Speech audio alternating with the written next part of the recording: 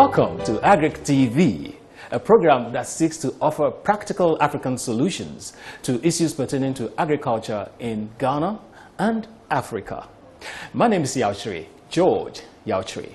Today on the show, we have as our guest Dr. Joe Menu Edwini. He is a senior research scientist and also a cassava breeder at the Crops Research Institute, Kumasi. Welcome to Waapp TV, Dr. Menu. Thank you. I understand you have released a new breed of cassava. Now, give us a brief historical background as to this particular breed of cassava that you have. Thank you. The CSIR Crops Research Institute has, over the past 2.5 decades, collaborated with the International Institute for Tropical Agriculture, IITA, in Ibadan, Nigeria, in developing and releasing cassava varieties to farmers and consumers in the sub-region.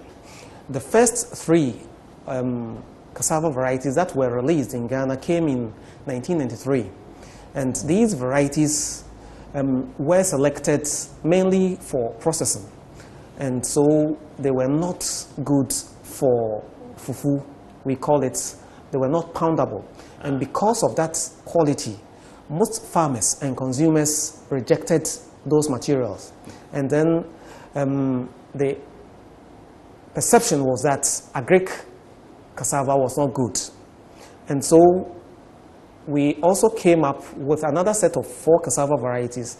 Also were collections that we received from Nigeria. They were released in 2007. Again, they were selected for processing. But unfortunately, one of them, Banchihima, was poundable in certain areas in Ghana. And so farmers and consumers, liked that cultivar. But then we realized that if you compare with the local ones, the land races, the poundability was not consistent.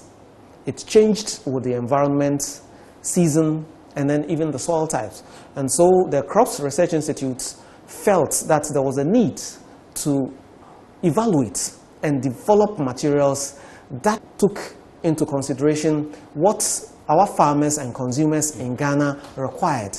And so we went back into the drawing board, spoke with IITA, and then they got us seeds of cassava, which we evaluated with farmers in 10 communities in Ghana. And out of that, we came out with 4 top materials that in 2010 were released with the help of Waapp to the Ghanaian farmers and consumers. Couldn't we have done anything about the ones we have in Ghana? Why did we have to go beyond our shores? The issue is that the land races that we have in Ghana were good for fufu and other food users in Ghana. But then the yields are very, very, very low because they are highly susceptible to the pests and diseases. You mean the ones that we eat locally? The ones that we have are very, very susceptible to the pests and diseases. And one of them is the African cassava mosaic disease. And because of that, the yields are always very low. And so farmers' yields were between 4 to 8 tons per hectare. And so if you look at that, farmers were just producing at subsistence level. They were not making any profit from it. So we felt that if we could do something about their susceptibility to the African cassava mosaic, then we can also help farmers increase their yields, and then the net returns will be very, very high. So that is the initial problem that prompted us to link up with the International Institute for Tropical Agriculture for those materials. But then after the third release that came in 2010, now Crop Research Institute has started its own breeding program. And this we are developing and then improving upon the land races that we have in Ghana. So that is the current focus of the research at the Crops Research Institute in Kumasi. I see. Now, the ones that you have actually released, let's look at what are the major advantages of the new breed that you have released as against the ones that we already know? There are several advantages over the land races that we have. One, the yields are very, very high. Compared with the land races, the improved ones yield between 40 and then 60 tons per hectare, depending on where you are planting the variety in Ghana. They are resistant to the African cassava mosaic. And so, wherever... Now, what do you exactly mean by that? The African cassava mosaic is a viral disease of cassava transmitted by a white fly we call the Bermesia tabaki. And when your cassava is susceptible to the virus, it infects the leaves. And you know, the leaves of cassava is the main engine of production of photosynthese. And so if it is destroyed, the surface that is required to use light energy to produce the dry matter for the roots to bulk and give you the economic part that you need reduces. And so for that matter, the yields go down. And because our land races are highly susceptible to the African cassava mosaic, we are not getting the required output from it. And so if you compare that with the improved varieties that we evaluated with IITA, they are resistant to the cassava mosaic and some other diseases. And so the yields are always very high compared to the locals that we have. So these are two main advantages that you can talk of if you compare the land races and then the improved from outside. Now, how receptive have our farmers been to this new breed?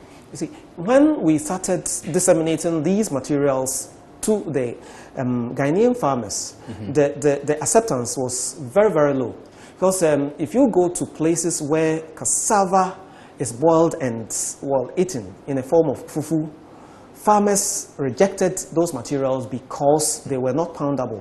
But then if you go to areas like Volta region and then the northern part, where they process cassava into flour before they are utilized. In Volta, they call it agbelima. In the north, they use it in preparation of tuzafi. Farmers accepted some of the improved varieties. But then you realize that throughout the country, cassava is mainly used for fufu. And so if you boil and it's not poundable, farmers will not go for that. They will revert to their... Because then obviously they wouldn't get the market. Yes, that is the issue. But then now the face of cassava is changing. And to us, we used to call cassava the women's crop. Now it has become industrial crop. Okay. And so cassava is now being used for flour. In the pharmaceuticals, it is used as binding agents. In the lumber industry. It is used, now there is a cassava beer which is being promoted by Accra Brewery Limited, and it is cassava that they are using in preparing these materials. Now, these products that you're talking about, they don't necessarily need the type that is poundable, that we can use in pounding, for instance, fufu. The breed that yields the type, that cannot be used for fufu and so on, they can be used for these other products that you're talking about. Is that it?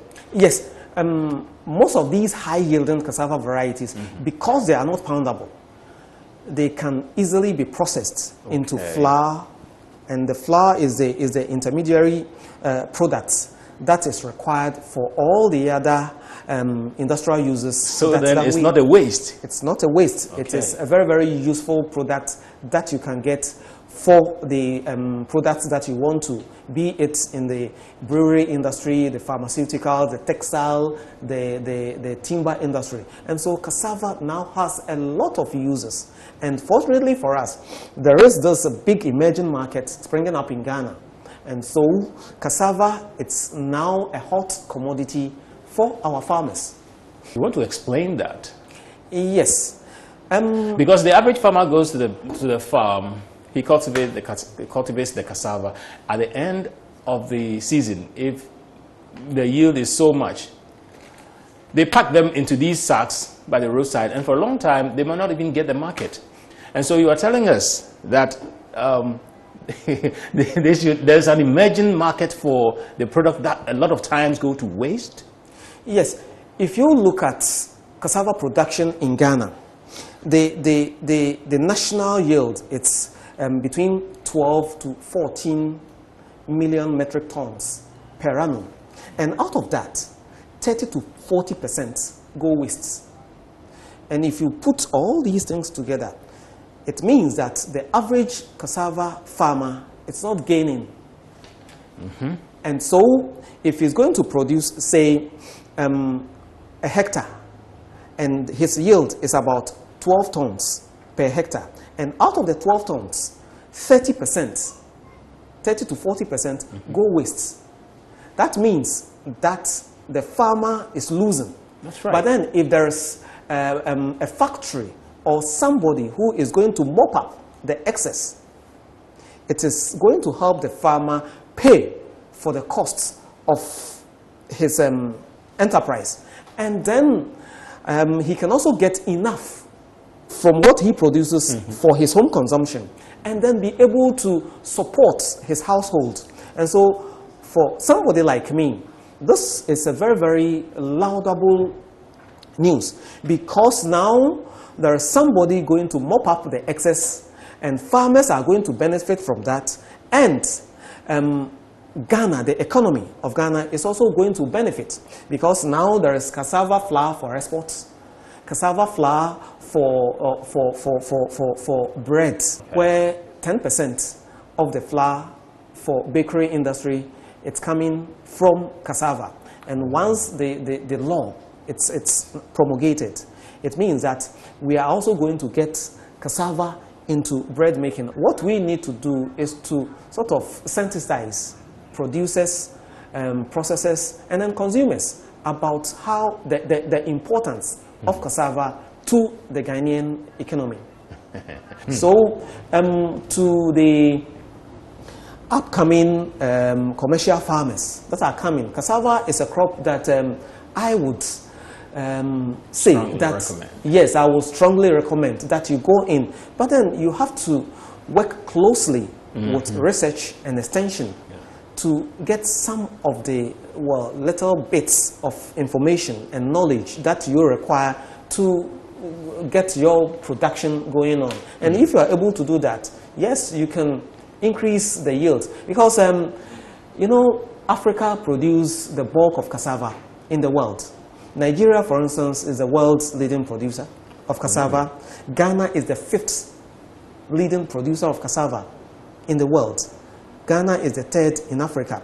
But then, if you look at the yields that are coming from Africa, it's nowhere near countries like Thailand and Brazil, where cassava is not well used for food. They use cassava for industrial purposes. Okay. Very soon, we're going to talk about cassava as biofuel. And if that also comes on board, cassava, the face of cassava is going to change. Wow. And for me, that is the way we have to look at. Because now the emphasis is going to, Ghana has oil, Ghana has oil. But for me, I think we can make cassava our next cocoa for Ghana. And I'm sure this will be a big challenge that we can throw to our farmers out there. If anybody hasn't really given it a thought, this is enough reason why somebody will want to venture into cassava planting, and I'm sure the yield is going to account for its own self. At this point, we'll thank you very much, Dr. Joe Menu Eduening, and we really appreciate your time with us today.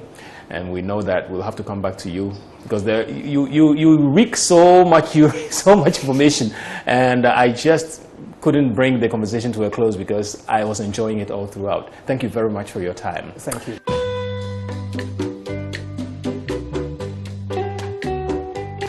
Welcome back. Having screened and tested all the improved varieties released under different environments in the country, The researchers have also recommended a package of good agricultural practices which, if adopted, will make cassava production a very profitable venture. This package includes good site selection. In Ghana, cassava can be grown in all the agroecological zones. Well-drained, deep, loamy soils with medium soil fertility will give good yields. Avoid stony, clayey, and waterlogged soils.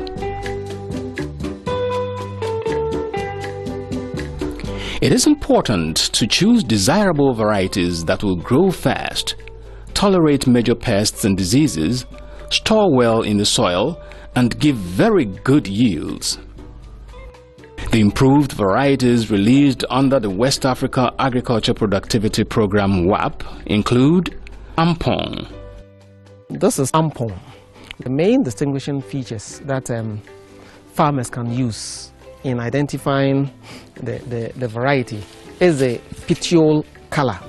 Here the petioles are purple and the leaves are dark green. The unexpanded leaves are also green.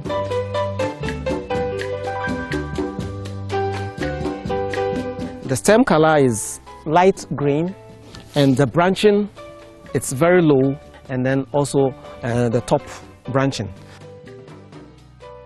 So there are two-tier branches here, and the canopy formation is also roundish, and so within a matter of 4 to 6 months the canopy is already closed.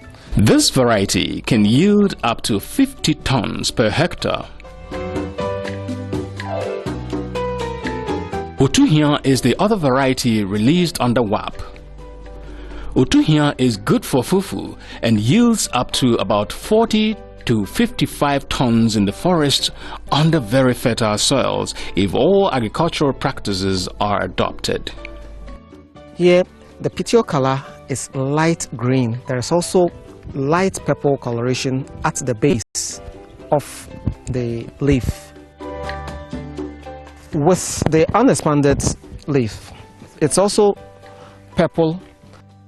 The stem color, it's also green. The branching is lateral and it's spreading at the base. It's also branches heavily within the first 6 months. Bruni Banche is another variety released.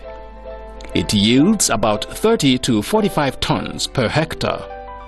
To identify this variety, look out for its light green petiole color in the middle and slightly purplish at the point where it is attached to the leaf. The unexpanded leaves are also purplish. The stem color is green but lighter compared to Ampong. They branch very low and have a fork branching at the base and also another branching at the top. Sika Banche is the other variety released under Waapp. It yields about 45 to 60 tons per hectare under optimum growth conditions. Sika Banche, the petiole, it's long, green, and there's no purple color at the base. The unexpanded leaves are also, there's a bit of purple coloration, but not as dark as we saw in the other colors. And the leaves are dark green. The stem color is dark brown. They also branch very, very low. The fork branching, it's a bit above soil level, and we also have branching on top. And here again, the canopy formation is also very, very high, very vigorous, and within 6 months, the canopy has already closed. The good thing about this variety is that of all the materials that we tested in Ghana, this variety had the highest starch content and it's between 27 and then 33%. Prepare the land by slashing manually or with a slasher. Plow the field to overturn roots of previously growing weeds. Harrow thoroughly to loosen the soil. Loose soils with good tilt will help drain excess water from the field and allow air to move freely in the soil to promote good crop performance.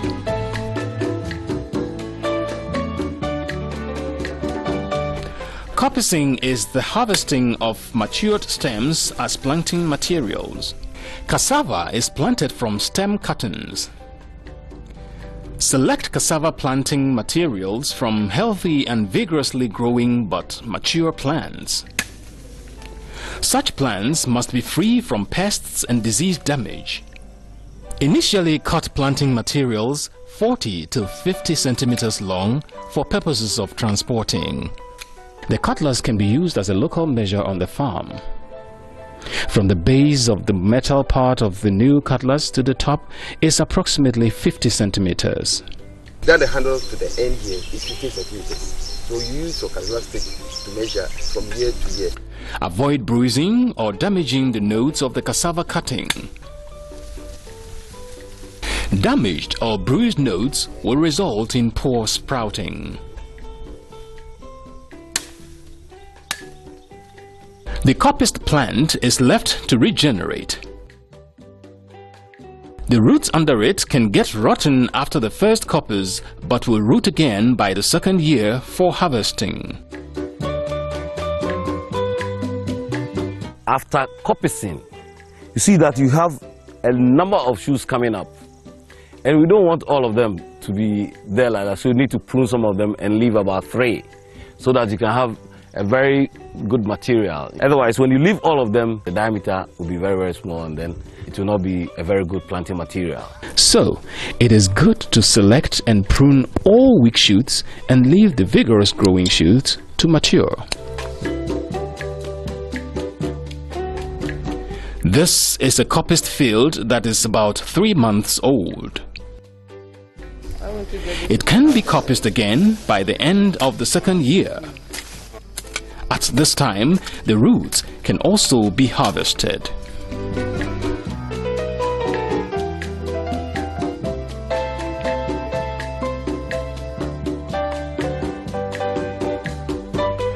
When planting cassava for root production, it is best when planted on ridges or loose soils. This can help improve crop performance and root formation, ease weeding, and harvesting. Line and peg the fields to aid planting in rows. To line and peg, fix the first 2 pegs in the first corner of the field 3 meters apart. Move the tape 4 meters along the very first peg upwards and fix the peg.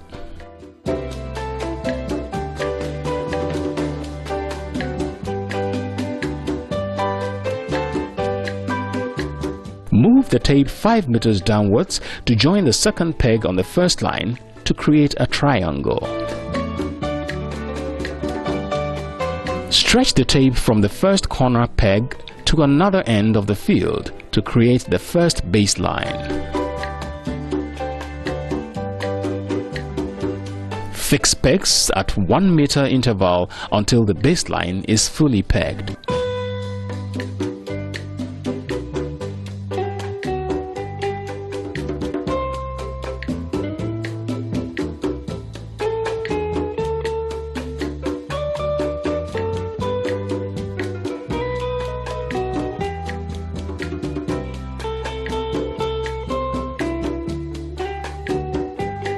Mark the beginning of the second baseline by stretching the measuring tape from the very first corner peg again upwards to any desirable point.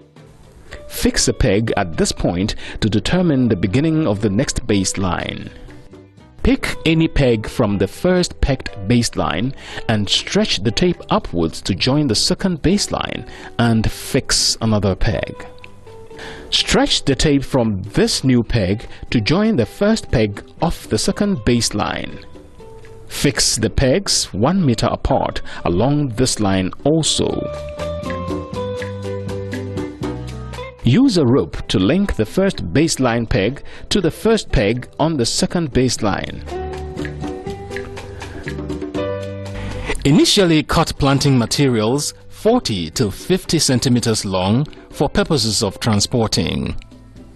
Divide into two at the point of planting. Ensure that the cut end of the planting material is straight. This will enhance root development. Start planting along this rope 1 meter apart. Determine the 1 meter intervals using the cutlass.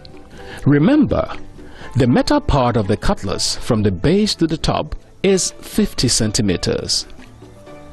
So measure 2 to give you 100 centimeters or 1 meter. Move the rope to the next 2 pegs and continue planting. Repeat until the entire field is planted in rows. Planting in rows enables the farmer to achieve the optimum plant population, ease weeding, harvesting, and all other cultural practices. So, the planting distance recommended for a monocropped cassava planted for root production is 1 meter between rows and 1 meter between 2 plants within the row. This spacing will help the canopies of the cassava crop to close well and at the right time to reduce excessive weed growth and competition for soil nutrients and water. Cassava can be planted as a monocrop or planted as an intercrop with maize at least 1 month after planting maize. Weed the cassava manually with the hoe or cutlass early to prevent weeds from coming up to compete with the crop for soil nutrients, water, light, and space. Weed competition also reduces canopy development and root bulking. Cassava planted on poor soils develops poorly and are easily infected by pests and diseases. It will be helpful to apply organic or inorganic fertilizers to boost crop yields. Spread poultry manure or cow dung evenly on the well-prepared field. If chemical fertilizers are to be used, apply 4 to 5 bags of NPK per hectare.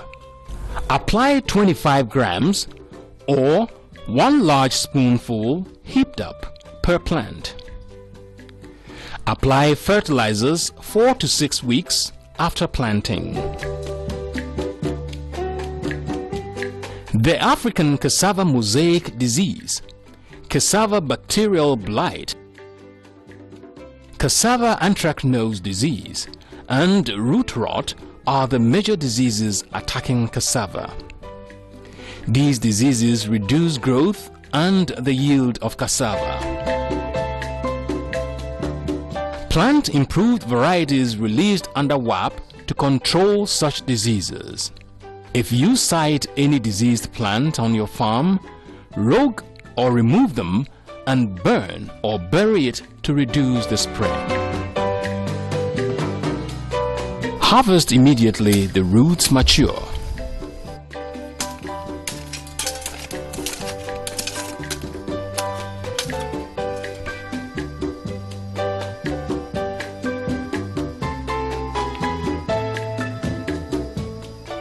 Delayed harvesting may result in fibrous or rotten cassava roots.